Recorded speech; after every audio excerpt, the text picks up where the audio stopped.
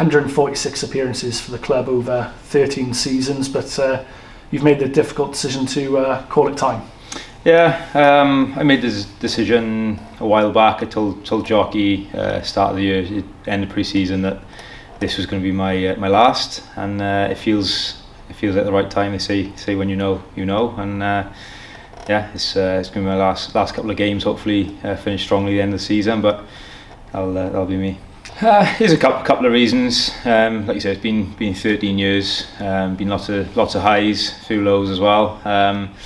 Obviously, my knee is still gives me a bit of jip, and it's playing week in, week out. I love playing. My training's had to take a bit of a step back from it, and there's a long time life after rugby as well, and I want to be able to kick a football around my kids and exercise and stuff like that. And I just, like I said, I think my body's telling me that this is the last time. Everything becomes more difficult to recover after games, to like I said, to train the way I want to. I've always been needed to push myself in training, and I'm not really able. I haven't really been able to do that for for a while now. So there's a few things, but mainly that. Yeah, but I think that's common across everyone as they get older. I think speaking to a couple of the other boys, you feel stiffer as you get up, and obviously my injury took a big toll on me physically and mentally, if I'm honest, for the long time I was out. And I'm very, very proud that I got back, played for Wales, captained Wales again, played a lot of games for Cardiff since then, and I think I've been able to show glimpses of how I want to play. But I've said this before.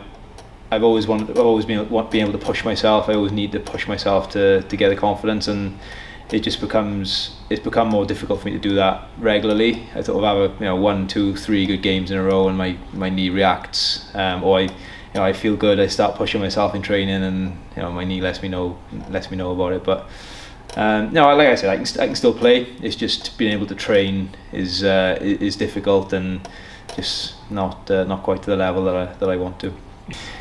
It'll be up there, definitely. I think people talk about how difficult it was, and it was very difficult, and it took a lot out of me, if I'm honest. Like I said, it hasn't been plain sailing since I've come back from that either, and each time becomes more difficult to come back from, and it's tough on me, it's tough on my family and everyone else as well. So I'm not bitter about it at all. I'm not bitter about the injury. I wish it hadn't happened, but it's part of the sport, and it's something that it adds to the journey, I suppose, and the experience and the lessons you learn along the way. And to be honest, I'm looking forward to life after rugby as well. Get really good at golf is the first thing. Just chill out. Like I said, I got a young baby, and we're hoping to grow our family a little bit, and just go on holidays. Agree to go to weddings in advance. We're very lucky to do what we do. To play rugby for a living is something you grow up dreaming of, and my schedule has been dictated to me for the last 13 years. You get time off when your time off is. You get 4 or 5 weeks off in the summer, and that's it. Otherwise, you're dictated to by the rugby calendar. So we're looking forward to going on skiing holiday next year, and a bit more freedom. I think I'll have a couple of months away from the game, and hopefully something stands out for me. I'm not going to jump into anything too quickly, but hopefully I can sort of dip my toe into some different things, and hopefully something stands out, and I can sort of fly into the next career as I have this one. I started my MBA in 2020, very much with I was 18 months maybe into my injury, and very much with one eye on retiring. And I enjoyed it. I enjoyed the studying. It became a lot more difficult once I started back playing again, particularly once I got back in with Wales. But I'm glad I've sort of stuck it out, and stressful couple of weeks, or couple of months, the last couple of months. getting my dissertation in, but something I'm very proud that I've been able to do, and hopefully I can pass that and graduate in July. Yeah, that whole season, to be honest, it's not the whole season. I tore my hamstring off at the start of that season, but particularly the second half of that season, it's probably particularly, you probably don't realise it at the time, but looking back, I was training and playing with your best mates, and lots of those have gone on to bigger and better things. Some have retired, some are still playing, but you look back and they're the things you remember. I think the people who you spend the time with and you enjoy playing with, and I don't think it's not a coincidence that that's when our biggest success came, when we were like lots of a similar age profile, playing well and enjoying each other's company. But yeah, Bilbao, huge one, first cap. Anytime you get to play for Wales, particularly in the Millennium Stadium, is amazing, or Principality Stadium is amazing. I've been lucky to captain Wales on a couple of occasions as well, and yeah, just have my family there as well. Traveling around, they've tried to travel around the world to watch me play, and I know they've loved it. My mum's looking forward to me finishing, so she hasn't got to watch with sort of covering one eye at times. But yeah, it's been awesome. Like I said, I'll always wonder. Part of me will always wonder, what could have happened if I hadn't picked up the injury in 2018. But like I said, I'm not. I don't dwell on it too much, and I'm not bitter about it at all. Yeah, lots of people have asked me about coaching, and it's something I definitely haven't ruled out. I've always sort of been skeptical about saying yes, I want to coach, because honestly I don't know if it's what I want to do. I enjoy it, particularly this year. Probably a little bit more of a sort of mentor role with some of the young boys, and I've really enjoyed it, and seeing them come on and just working with some quality players and quality people coming through as well. So yeah, it's definitely something that's on my options list.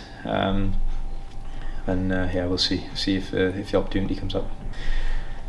Pick up some wins would be nice. Lots has been made of the close games we've had away, some big games, and we've dug in and we've showed some great fight in some of the games to come away with bonus points. But it would be really nice to pull some wins off. Go to Belfast. We'll be going to Belfast to try and win the game, and they're probably the ones you remember. The big wins away, the big wins at home. Sometimes not even you remember the win. You don't remember the game so much, but you remember the celebration afterwards and the feeling in the changing room afterwards. So hopefully we can have a couple more of them before the end of the season. My parents, for starters. I've always known I was sort of very fortunate with my parents, but knowing how much they would have sacrificed, particularly during the academy days when I couldn't drive, taking me to training before school, picking me up, taking me to school, taking me back to academy training after school, and doing that on a daily, weekly basis is a huge commitment from them, and they've been my biggest supporters. Like I said, they've travelled all over the world, been America. They've been to Washington, Argentina, New Zealand, South Africa, all over the world to watch me play. So Singapore. So it's they without doubt are the biggest the biggest influences. Coach wise, Dale McIntosh had a huge impact on me when I was in the academy. I learned so much off him. Chief, he taught me a lot about the physical side of the game, and I think something I really benefited from.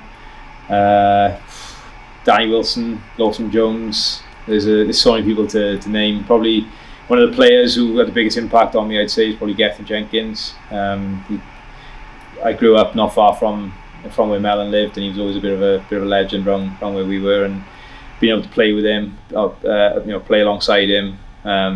We've had some arguments over the years, but he's, again, I wouldn't say this to his face probably, but he's probably been the biggest influence on me as a player, and now as a coach, we still have the same arguments, but he's